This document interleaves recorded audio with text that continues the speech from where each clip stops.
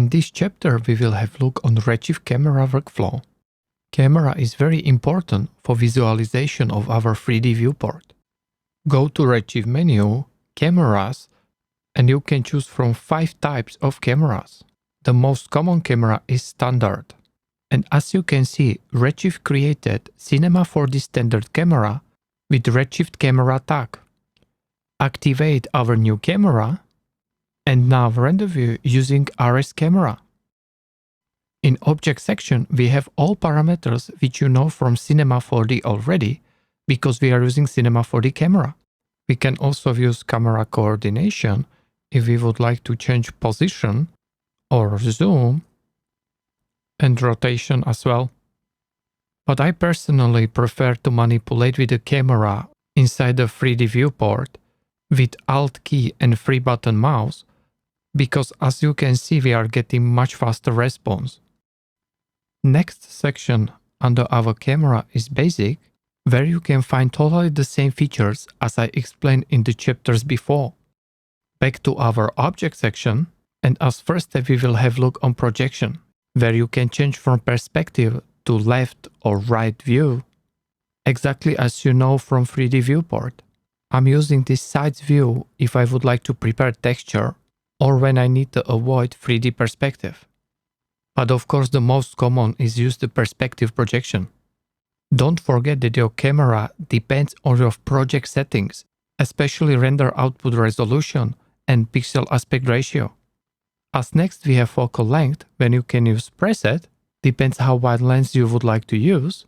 Workflow is the same as for photography, focal length with lower number between 17 to 25, using wider view, so it's ideal for the landscape.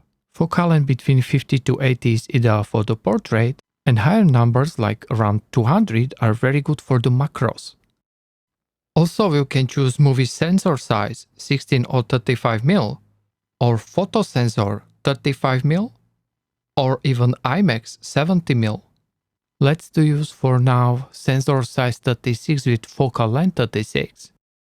And as you can see, we can adjust our focal length or sensor size manually without presets as well.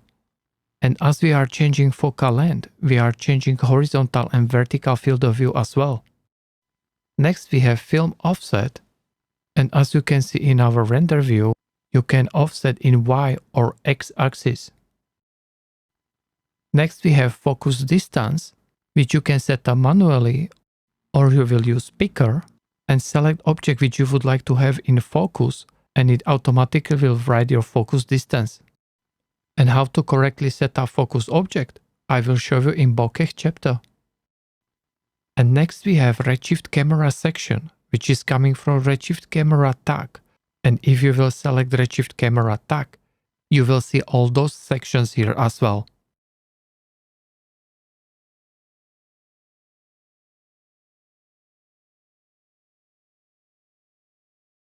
If you would like to use correctly C4D camera under Redshift, you have to go to Tags, Redshift Tags, and use Redshift camera tag. And as you can see, Redshift has been created Redshift camera tag because under C4D camera we have sections as physical, details, stereoscopic, composition or spherical, which are not working under Redshift, but all those parameters you can find under Redshift tag. Select Redshift tag, and here you can find all important sections for Redshift camera. Under Basic you can change name of your tag. Under Tag section you can enable or disable motion blur, and also to switch for different type of camera. In this chapter we will have look only on standard camera. Other cameras we will explain in camera bonus chapter. Next is bokeh, and for bokeh we have separated chapter where we are explaining all parameters and details. Next is distortion, override and enable distortion, and after that load your distortion map, and your camera will use less distortion. But in most common workflow, CG render is going to compositing department, and compositor applying lens distortion on CG renders. So if you are part of this kind of the workflow, be sure that your render is not using this distortion. Next we have color management, override and enable color management. And now you can change display mode from sRGB to different modes. And as example, we can use custom gamma, but I don't remember any project when it was necessary to do so.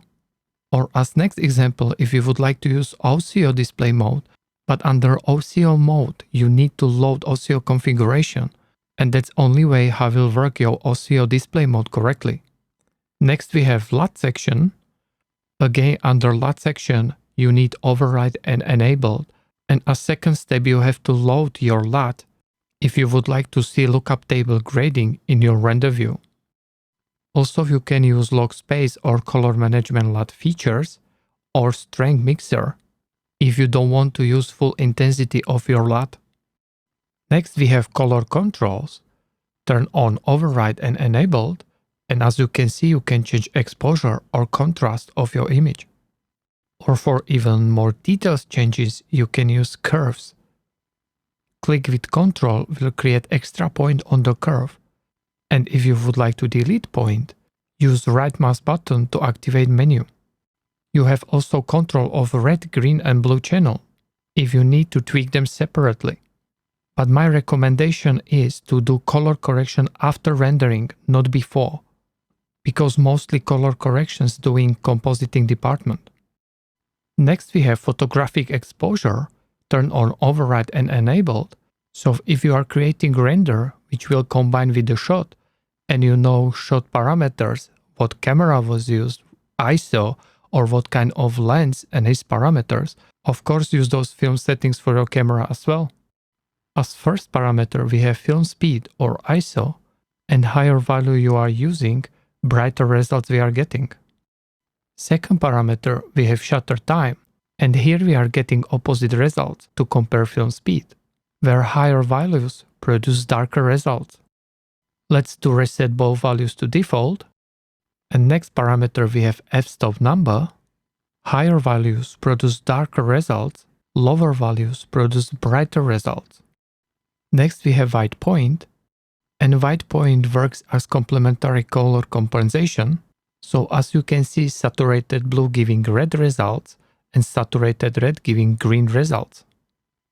Let's do increase our f-stop number and desaturate the color to get neutral result. Next we have vignetting, which have the same workflow as photography vignette. And again, it's kind of the effect which is better to do in comp. Next we have tone mapping section. Allowed overexposure control how many details you can have in hot bright spots. Let's do increase intensity of our dome light to see it even better. In this hotspot we are losing details. So let's go back to our camera tag exposure, and we need to lower overexposure to get more details. And as you can see, we are starting to have details in our hotspot. If I increase values, again, we are losing those details. And also, if you need, you can use overexposure desaturation feature as well. Next we have black crush parameters. Higher values produce darker results, and threshold works as bias. What values will be covered by black crush amount. So threshold 0 ignoring black crush amount. And last parameter we have saturation, so we can decrease or increase our saturation, but as other color operation, it's better to let it for comp. Next we have bloom, flare and streak section, which belong to post effects, so we will have look on it in separated chapter post effects.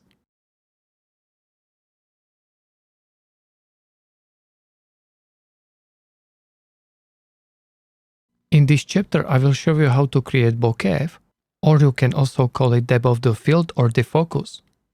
Select your camera, as you can see we are using standard camera.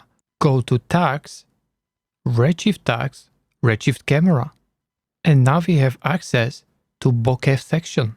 Turn on override and enabled, and we would like to use distance from camera. So select your camera, and we have to set up correctly our focus object. And as you can see, I created target null and I place it into the head area because that's the place where I would like to be in focus. Back to the camera and drag and drop target into the focus object field. And now is ready our focus object.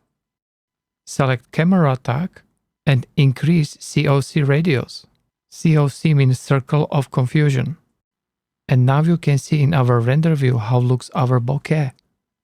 Higher values of COC radius produce stronger bokeh. As next step, we will take care about this hotspot, and we need to go to Exposure section, enable Override and Enabled, and decrease Allowed Overexposure. And as you can see in our render view, now it looks much better. Back to our bokeh section, we will keep strong COC radius, and now we will have look on power. And as we are increasing power, we are changing inside shape of our bokeh. One more time I will show you power with value 1. So now our bokeh shape has 0 transparency inside. And now we will try to go even lower, 0.5. And as you can see, again we are changing shape, but this time it looks a little bit like mix of the focus. And value 0.2 can show it even more. But remember the default power value is 1. So always start with 1, and you can increase your values depends what kind of the shape you are looking for. But my recommendation is never go lower than 0.75. Next parameter we have aspect. Aspect values more than 1, stretching our bokeh horizontally, and values lower than 1, stretching our bokeh vertically. So if you don't want any kind of the stretch, use default value 1. Next we have shutter blades, where we can change shape of our bokeh. 0 means circular shape, but let's do try 2. And as you can see, we are getting triangular shape now. And let's do increase our power to see it even more obvious. And now you can see even better in our render view how looks our bokeh shape. More blade count you will use, more sides will get bokeh shape. And now you can see in our render view how looks blade count 5. Let's do decrease our power and COC radius to get some more realistic results. And as next step, I will show you how blade angle rotating with our bokeh shape. But as first, let's do change blade count to make our shape more obvious, as you can see in our render view. And now we can start to rotate. And as you can see, we are rotating with our bokeh shape.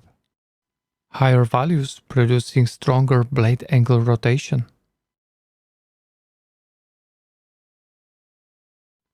In image section, we can use custom bokeh image, which will affect look of our bokeh. But first you have to activate this feature. And as next step, we have to load image which we would like to use. And in chapter description, you can find link where you can download samples of bokeh images. And as you can see, custom bokeh image creating very interesting bokeh results, include chromatic aberration illusions. But this bokeh type affected brightness of our image, so we can use normalization mode to correct it. And we have two options how to do it. As first is unit intensity, if we just need to correct intensity and nothing else. Second one is white color sum, which will correct light intensity of our image as well, but also will take care about color correction unbalance coming from custom bokeh. And here you can see how it looks without normalization mode. Let's do try one more example, this time with less chroma aberration and different kind of the shape. And as you can see, we are getting different kind of the result and different kind of light intensity as well. So again, we can use normalization mode to correct it. And now we are getting correct light intensity results again. And let's to increase our defocus, and we will see more obvious what results we are getting from custom bokeh image. And as you can see, in this case is not working power feature. If you don't want to use target focus feature, you can set up focus distance manually, but as you can see, it's usually taking much more time to find correct values. That's the reason why always you need helping target object to get better orientation where is it located in 3D space. After that you can read from his coordination correct focus distance. But I personally prefer to use focus distance from camera. because I have a visual control of our target. And in 3D viewport, I can move in our target exactly as I need, so I have full control of focus distance. And easier I can create animation of our target if our shot changing focus distance.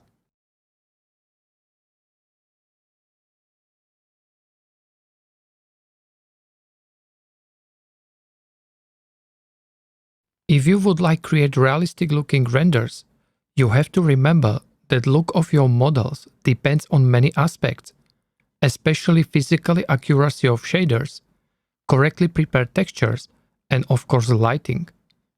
Very often you can see models just with one diffuse color texture, but realistic looking materials needs much more. Important is the material imperfection as scratches, dust, dirt, roughness breakup, or bump breakup as well.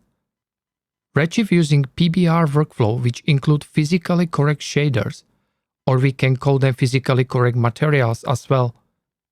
PBR, or physically based rendering, is a method of shading and rendering that provides a more accurate representation of how light interacts with surface. It can be referred to as physically based rendering, PBR, or physically based shading, PBS.